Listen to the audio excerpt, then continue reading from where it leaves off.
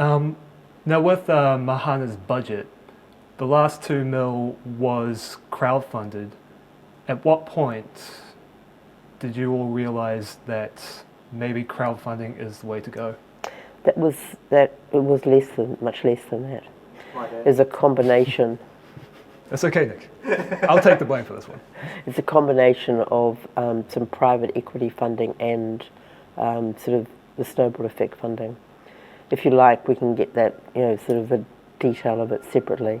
I've forgotten the exact breakdown, because but that's around about 700,000 of that combined, and equity crowdfunding is a portion of that. Do you think there'll be a significant way for the majority of New Zealand films to get made in the future? I think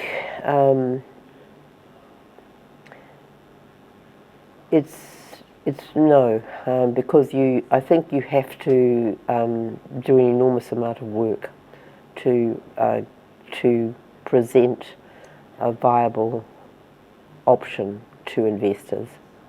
So you have to sort of wipe out of your mind the idea of the normal crowdfunding, which is, you pledge some money because you like something that someone is doing. You have to kind of wipe that idea.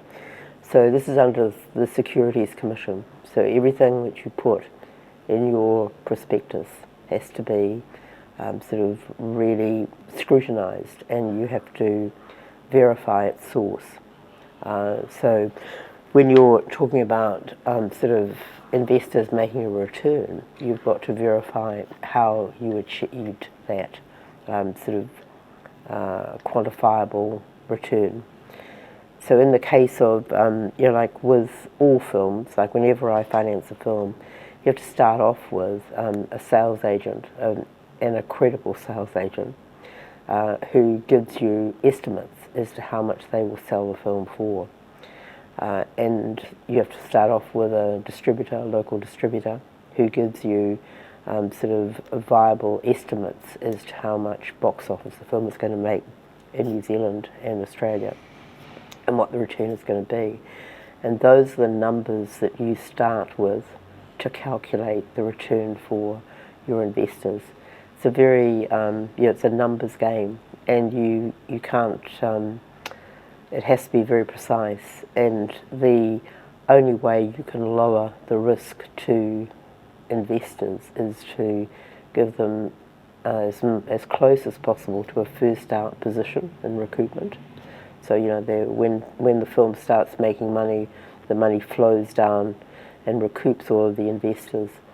So you've got to make sure that the private investors are at the top of the queue as much as possible. There are other costs like the distributor costs and the sales agent costs that come off the top of that, but you've got to make sure that they're at the top of the queue, and you've got to make sure that the proportion of money that the private investors put into the film equals sort of the smallest amount of money net that the sales agent believes that they can sell the film for, and that reduces the risk.